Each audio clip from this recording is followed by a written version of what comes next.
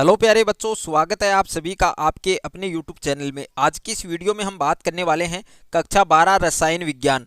और रसायन विज्ञान में हमारा चैप्टर नंबर 4 है रासायनिक बल गतिकी। इस चैप्टर के जितने भी ऑल इम्पोर्टेंट क्वेश्चन हैं जो आपके 2021 बोर्ड परीक्षा के लिए वेरी इंपॉर्टेंट क्वेश्चन हैं, उन क्वेश्चंस के बारे में हम डिस्कस करेंगे आज के इस वीडियो में। तो वीडियो शुरू करने से पहले आप सभी से मेरी एक रिक्वेस्ट है, यदि अभी तक आपने हमारे चैनल को सब्सक्राइब नहीं किया है तो सब्सक्राइब कर लीजिए और साथ में बेल आइकन को भी प्रेस कर लीजिए।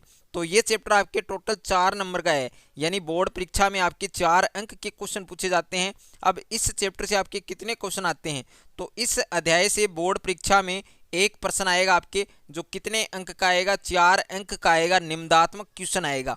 तो क्वेश्चन है वो हम स्टार्ट करते हैं, जिसमें पहला क्वेश्चन क्या है हमारा, अभिक्रिया वेग और वेग स्थिरांक में 2 अंतर लिखने हैं। काफ़ी इंपॉर्टेंट क्वेश्चन है और काफ़ी बार एग्जाम में पूछा जा चुका है ये वाला क्वेश्चन। क्वेश्चन क्या है कि जो अभिक्रिया वेग है और दूसरा है वेग स्थिरांक, इन दोनों में आपको डिफरेंस लिखना है, इन दोनों में अंतर लिखना है। तो अंतर का जो क्वेश्चन है उसको इस तरीके से करना है आपको, एक साइड में आपको वेग अभिक्रिया वेग लिखना है और एक साइड में आपको वेग स्थिरांक लिखना है। तो अभिक्रिया वेग में पहला पॉइंट क्या हमारा, इकाई समय में किसी अभिकारक या उत्पाद की सांद्रता में हुआ परिवर्तन रासायनिक अभिक्रिया का वेग कहलाता है। यानी इकाई समय में किसी अभिकारक या उत्पाद की सांद्रता में हुआ परिवर्तन रासायनिक अभिक्रिया का वेग कहलाता है। काफ़ी इंपॉर्टेंट क्वेश्चन है। उसके बाद में पहला पॉइंट है आपके वेग स्थिरांक। वेग स्थिरांक वह अभिक्रिया वेग है जबकि प्रत्येक अभिकारक की सांद्रता इकाई में 1 मोल लीटर हो। वेग स्थिरांक को क्या कहा जाता है, विशिष्ट अभिक्रिया वेग भी कहा जाता है। यानी जो वेग स्थिरांक है उसका सेकंड नाम है आपके विशिष्ट अभिक्रिया वेग।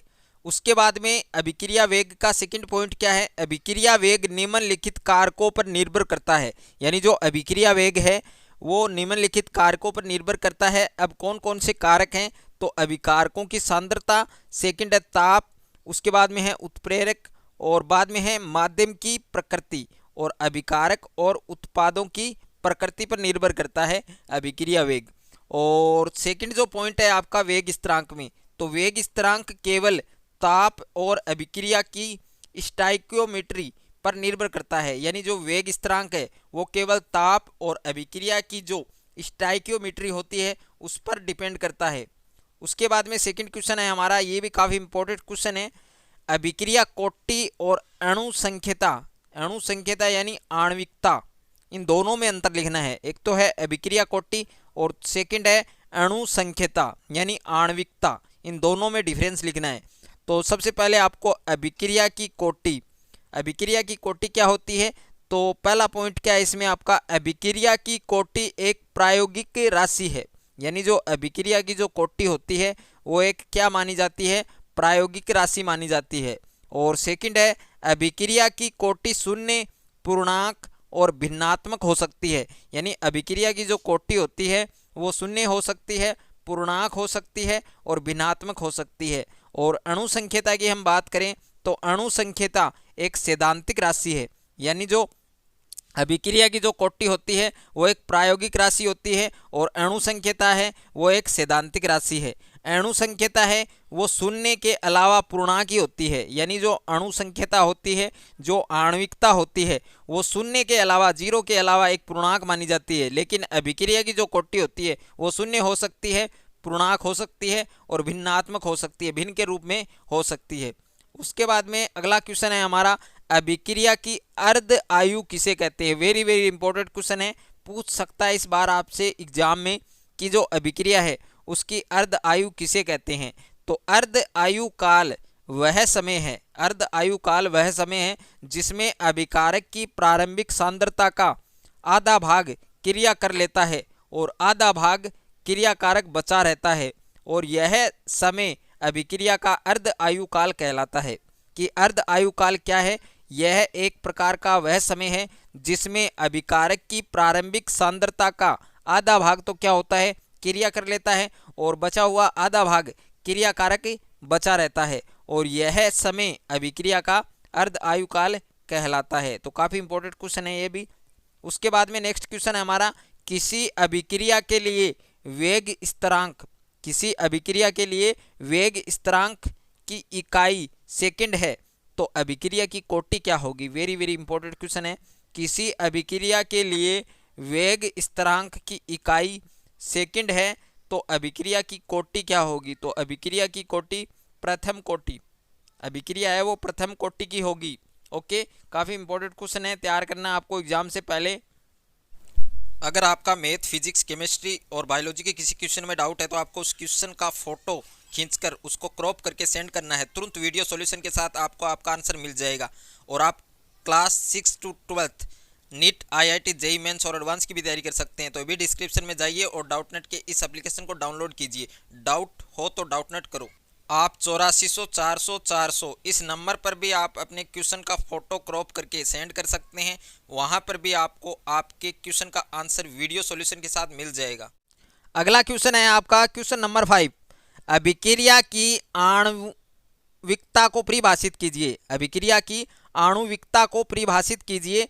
तो किसी प्राथमिक अभिक्रिया में भाग लेने वाले स्पीशीज यानी जाति, परमाणु, अणु या आयन जो एक साथ संगठ करके अभिक्रिया करते हैं उन संख्याओं को अभिक्रिया की आणविकता कहते हैं। काफ़ी इंपॉर्टेंट क्वेश्चन है, पूछ सकता है आपसे एग्जाम में। वेरी वेरी इंपॉर्टेंट क्वेश्चन है। उसके बाद में क्वेश्चन नंबर 6 है आपके, किसी रासायनिक अभिक्रिया के ताप में 10 डिग्री की वृद्धि की जाए तो वेग स्थिरांक में कितनी वृद्धि होगी। ओके, किसी रासायनिक अभिक्रिया के ताप में, टेम्परेचर में 10 डिग्री की वृद्धि की जाए, बढ़ाया जाए तो वेग स्थिरांक में क्या प्रभाव पड़ेगा या फिर वेग स्थिरांक में कितनी वृद्धि होगी। तो किसी रासायनिक अभिक्रिया के ताप में 10 डिग्री की वृद्धि करने पर वेग स्थिरांक लगभग 2 गुना हो जाता है। तो इसका आंसर आपके कितना आएगा कि जो वेग स्थिरांक है वो कितना गुना हो जाएगा, उसमें क्या वृद्धि होगी, तो वो 2 गुना बढ़ जाता है। उसके बाद में नेक्स्ट क्वेश्चन है क्वेश्चन नंबर 7, ये रिएक्शन दे रखी है कि 2KClO3 और 2KCl + 3O2 उक्त अभिक्रिया में MnO2 का क्या कार्य है। यानी जो अभिक्रिया दे रखी है इसमें जो MnO2 है ये एक प्रकार का उत्प्रेरक का कार्य करता है और अभिक्रिया के वेग को बढ़ाता है। यानी जो MnO2 है इसका क्या कार्य है, यहाँ पर ये उत्प्रेरक का कार्य कर रहा है और अभिक्रिया के वेग को बढ़ाता है। उसके बाद में अगला क्वेश्चन है क्वेश्चन नंबर 8, संकीर्ण ऊर्जा को परिभाषित कीजिए। जो संकीर्ण ऊर्जा है उसकी परिभाषा लिखनी है। तो अभिकारकों में संक्रियत संकुल मध्यवर्ती के निर्माण के लिए आवश्यक ऊर्जा संकीर्ण ऊर्जा कहलाती है। फिर यह संकुल मध्यवर्ती उत्पाद में बदल जाती है, परिवर्तित हो जाती है। यानी जो संकीर्ण ऊर्जा है वह अभिकारकों में संक्रियत संकुल मध्यवर्ती के निर्माण के लिए आवश्यक ऊर्जा संकीर्ण ऊर्जा कहलाती है और फिर यह संकुल मध्यवर्ती उत्पाद में परिवर्तित हो जाती है। उसके बाद में अगला क्वेश्चन है, अभिक्रिया की कोटि की परिभाषा लिखिए। अभिक्रिया की कोटि की परिभाषा लिखिए।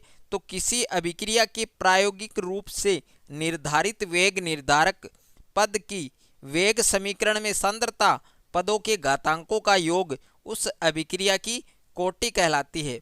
तो ये क्वेश्चन भी काफ़ी अच्छा है और एग्जाम में पूछ सकता है। उसके बाद में नेक्स्ट क्वेश्चन है क्वेश्चन नंबर 10, शून्य कोटि की अभिक्रिया लिखिए। शून्य कोटि अभिक्रिया उसकी परिभाषा लिखनी है कि शून्य कोटि अभिक्रिया किसे कहते हैं। तो वे अभिक्रियाएं जिनका वेग स्थिर रहता है और वेग अभिकारकों की सांद्रता की शून्य घात के समानुपाती होता है, शून्य कोटि की अभिक्रिया कहलाती है।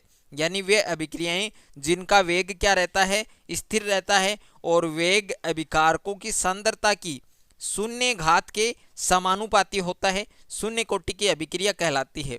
उसके बाद में नेक्स्ट क्वेश्चन है हमारा क्वेश्चन नंबर 11, देहली ऊर्जा किसे कहते हैं। ये काफ़ी इंपॉर्टेंट क्वेश्चन है, देहली ऊर्जा, और इसका सूत्र भी होता है एक। तो देहली ऊर्जा किसी रासायनिक अभिक्रिया के लिए आवश्यक न्यूनतम कुल ऊर्जा उस अभिक्रिया की देहली ऊर्जा कहलाती है। यानी कोई भी एक रिएक्शन है और उसके लिए आवश्यक न्यूनतम कुल ऊर्जा जितनी एनर्जी होगी उस अभिक्रिया की दहली ऊर्जा कहलाएगी। और दहली ऊर्जा बराबर क्या होता है, सामान्य अणुओं की औसत ऊर्जा प्लस संक्रियण ऊर्जा, यानी सामान्य अणुओं की औसत ऊर्जा प्लस संक्रियण ऊर्जा। उसके बाद में लास्ट क्वेश्चन है हमारा, ये नोमेरिकल क्वेश्चन है। समीकरण दे रखा है 2n2O5 और 2n2O4 प्लस O2 हेतु यदि अर्ध आयुकाल 6.93 सेकंड है तो दर नियतांक ज्ञात कीजिए। और अर्ध आयुकाल बराबर क्या होता है, 0.693 अपॉन के। तो के बराबर क्या होता है, यानी जो नियतांक है कांस्टेंट है वो हमें निकालना है। तो 0.693 अपॉन में जो मान दिया गया है वो हमें दे रखा है 6.93। अब 6.93 को इससे डिवाइड करेंगे हम तो कितना आएगा, 0.1 सेकंड आएगा। तो इसका आंसर आ चुका आपके 1 सेकंड। और वीडियो आपको अच्छा लगे तो वीडियो को लाइक करें, दोस्तों के साथ शेयर करें। चैनल पर नए हैं तो चैनल को सब्सक्राइब कर लीजिए और साथ में बेल आइकन को भी प्रेस कर लीजिए।